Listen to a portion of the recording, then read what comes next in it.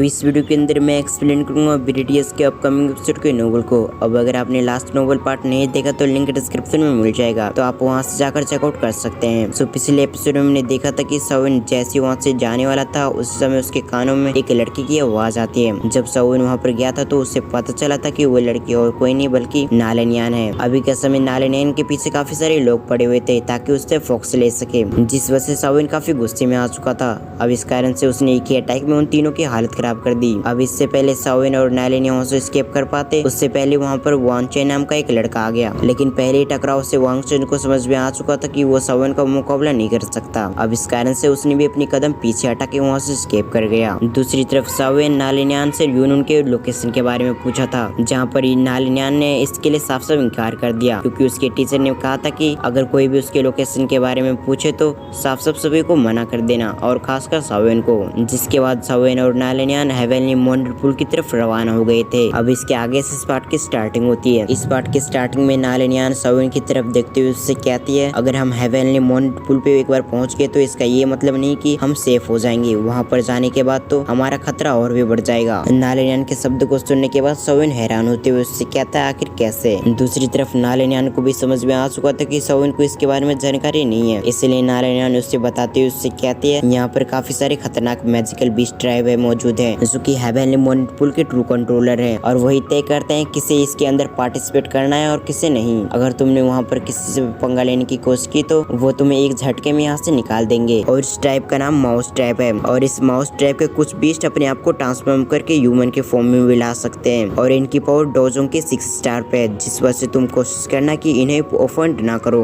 और हेवनली मोंडर पुल की 10 स्पॉट में से 2 स्पॉट इनकी है। अब इन जानकारी को सुनने के बाद तो सवन हैरान हो चुका था, क्योंकि उसे इसके बारे में कोई भी जानकारी नहीं थी। वो अपने मन में कहता, अच्छा हुआ कि मैंने नालेनियन को अपने साथ लेके आ गया, नहीं तो ये मेरे लिए अच्छा नहीं होता। अब कुछ समय ऐसे उड़ने के बाद वो सभी एक जगह पे पहुंच चुके थे, जहाँ पर अभी के समय लगभग 10 लोग थे, और यहाँ की जो फॉक्स थी वो भी काफी डार्क हो चुकी थी, जिस वजह से सवन और नालेनियन सही से देख नहीं पा रहे थे। लेकिन तभी उन्हें नजर आती एक छोटी सी गेट, जिसके अंदर से एक वक्त में एक ही व्यक्ति जा सकता था, और वहाँ पर 10 लोग कम से कम खड़े हुए थे। अभी के समय वो काफी कंफ्यूज दिख रहे थे। अब दूसरी तरफ उन 10 व्यक्ति को भी सवन और नालेनियन की एनर्जी फील हो गई थी, जिस वजह से वो सभी पीछे पलट के देखने लग गए थे आखिर कौन आया हुआ है। लेकिन तभी उन 10 की नजर नालेनियन के हाथों में पड़ी फॉक्स पे जाती है, जिस वजह से उनकी आंखें चमक चुकी थी, जिस वजह से वो नालेनियन और सवन को धमकी देते हुए कहते हैं, अगर तुम जिंदा बचना चाहते हो तो ये फॉक्स हमें दे दो, नहीं तो हम तुम्हें जान से मार देंगे। अब इस धमकी को सुनने के बाद तो सवन को काफी गुस्सा आ गया, लेकिन दूसरी तरफ नालेनियन तो इस वजह से थोड़ी सी घबरा चुकी थी। अब नालेनियन को घबराता देख सवन उससे रिलैक्स करता है और उससे कहता है, तुम्हें ये चिंता करने की जरूरत नहीं है, तुम्हें मेरे साथ आना चाहिए। ये कहते हुए वो नालेनियन के हाथ को पकड़ लेता है। अब सवन की बातों को सुनने के बाद नालेनियन कंफर्टेबल हो गई थी, जिस वजह से वो सवन के पीछे पीछे आने लगती है। दूसरी तरफ हम सवन को देखते हैं, जो कि लगातार अपने एनर्जी को रिलीज कर रहा था, और कुछ समय के अंदर उन सभी लोगों को भी पता चल गया कि सवन डाहुआंग के 90 स्टार पे है, जिस वजह से वो सभी सवन का मुकाबला नहीं कर सकते, क्योंकि अभी के समय वहाँ पर सबसे पावरफुल व्यक्ति भी डाहुआंग के 2nd स्टार पे था। फिर हमारा सीन शिफ्ट कर सवन पे आ गया, जो कि नालेनियन के साथ आगे बढ़ रहा था, लेकिन तभी उसके चेहरे पे एक थोड़ी सी स्माइल आ जाती है। फिर हम उन लोगों में एक व्यक्ति को देखते हैं, जो कि सभी को भड़काते हुए कहता है, अभी के समय हम भले डाहुआंग के 2nd स्टेज पे है, लेकिन अगर हम साथ में इस पे हमला करें तो ये भी व्यक्ति हमारा कुछ भी नहीं बिगाड़ पाएगा, और हम काफी आसानी से इससे उस फॉक्स को छीन सकते हैं, और इसके बाद हम हेवनली मोंडर पुल पे जा सकेंगे, क्योंकि अगर हमने ऐसा नहीं किया तो हम हेवनली मोंडर पुल पे नहीं जा सकेंगे। अब उसकी शब्दों को सुनने के बाद सभी लोग मोटिवेट हो चुके थे। अगर दूसरी कंडीशन होती तो वो लोग इतनी मोटिवेट नहीं होते, लेकिन हेवनली मोंडर पुल के लिए तो वो सभी अपनी जान भी दे सकते थे, क्योंकि उन्हें पता था कि अगर एक बार उनका लेवल पार हो गया तो ये काफी अच्छा होगा, और इसके साथ उनकी फैमिली में भी उसका रिपोर्टेशन और भी बढ़ जाएगा। ये कहने के साथ ही वो व्यक्ति सवन पे हमला करने के लिए शूट हो जाता है। दूसरी तरफ हम सवन को देखते हैं, जो कि उस व्यक्ति पे एक अटैक कर देता है। अब इस कारण से उस व्यक्ति की हालत खराब हो चुकी थी। अभी के समय उस व्यक्ति के मुंह से खून निकल रहा था।